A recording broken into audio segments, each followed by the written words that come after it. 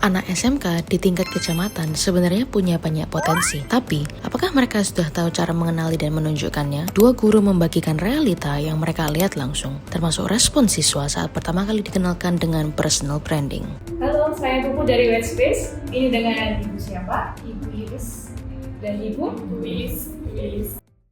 Yang pertama background dulu ya, karena sekolah kita itu di pinggiran, jadi otomatis background yang mereka bawa itu juga bermacam-macam, dengan SDM yang tingkatannya pun bermacam-macam pula. Secara mendasar memang anak-anak kami itu berasal dari keluarga yang menengah ke bawah, jadi untuk kesadaran dalam belajar itu masih sudah bagus, tapi perlu dibimbing dan didampingi.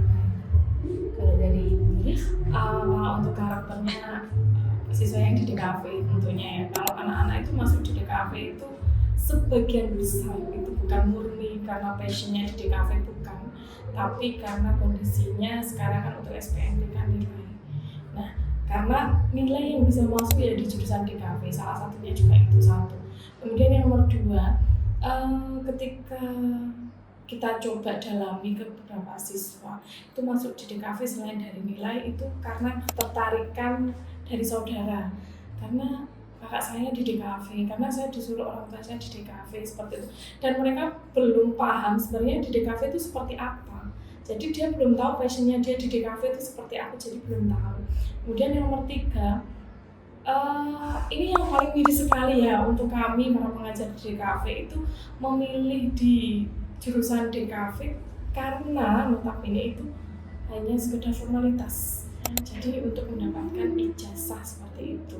Jadi ketika sudah masuk di DKV, mereka tidak tahu passionnya seperti apa, kemudian apakah di dunia fotografi, videografi, atau desain, atau ilustrasi, mereka tidak tahu.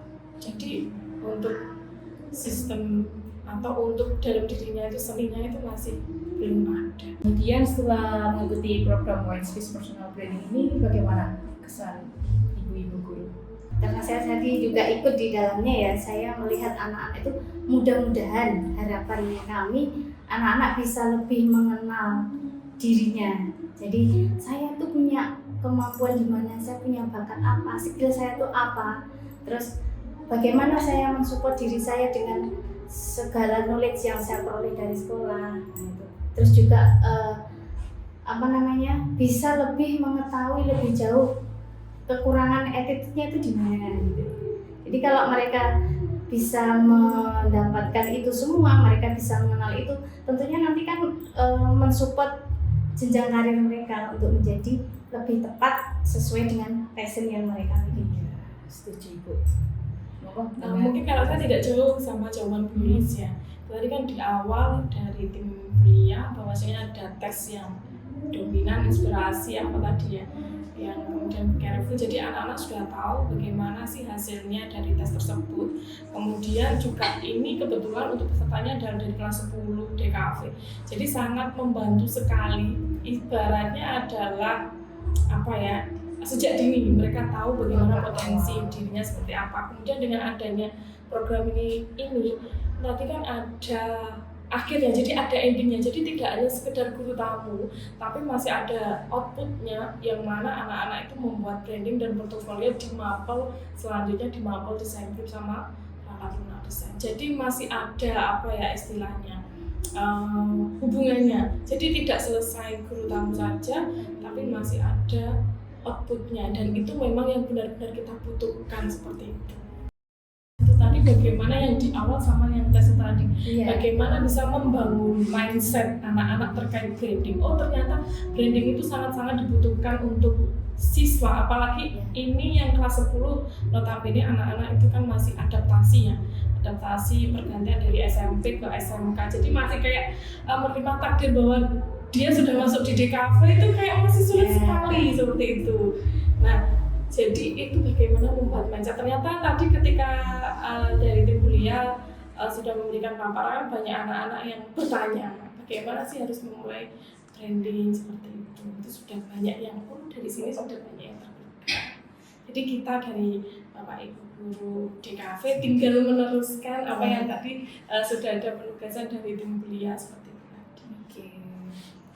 Kalau untuk saya sendiri ya sebagai salah satu pengajar di SMK itu saya aja pribadi tuh senang tadi lihatnya tuh, dan saya lihat anak-anak saya tadi ekspresinya juga kayaknya ada sesuatu yang baru gitu ya Bu Lilis ya. Jadi senang saya melihat itu anak-anak kayaknya nanti sudah punya pandangan itu bahwa oh ternyata tuh saya tuh seperti ini, oh saya tuh harus begini, oh ternyata kekurangan saya tuh seperti ini. Lihat nanti kan kita sebagai pendidik bisa menggali itu untuk lebih memaksimalkan potensi anak-anak itu di mana seperti itu. Walaupun kita dari guru mapel umum ya, tapi saya rasa itu bukan halangan, bukan jadi masalah karena pelajaran apapun kan bisa kita include-kan di situ sambil kita membangun karakternya anak-anak.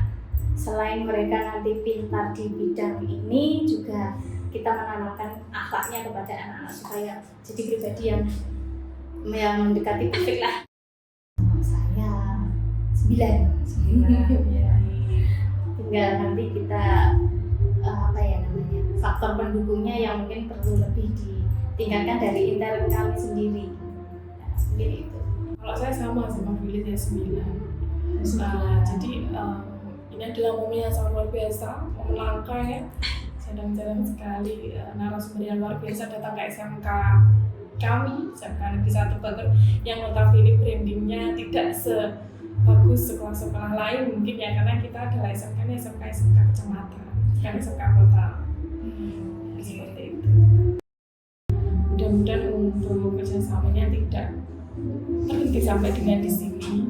Harapannya ke depan bahwasannya bagaimana dari tim kuliah, dari tim kuliah dan kami dari tim DKV itu mix-kan bagaimana DKV itu bisa mendunia seperti itu. Dan tidak hanya di lokal Nganjuk tapi bisa mendunia, bahwasanya bisa membuktikan bahwa anak Nganjuk itu bisa.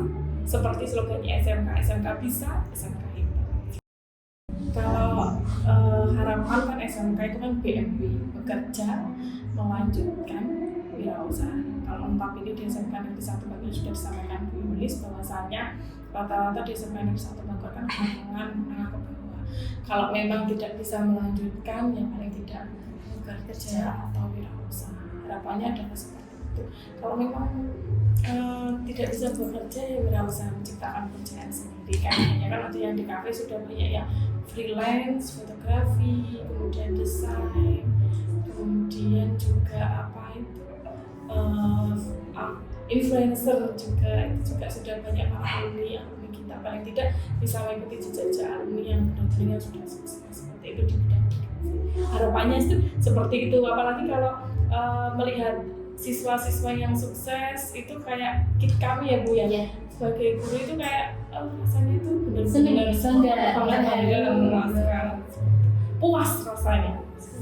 Ya mudah-mudahan dengan adanya program Whitespace dari Ibu ini nanti bisa membuka jalan, membuka mindset untuk anak-anak DKV dan kami para pengajar DKV, bahwasannya industri itu yang benar-benar dibutuhkan adalah sesuai yang sudah disampaikan di materi guru tamu tersebut.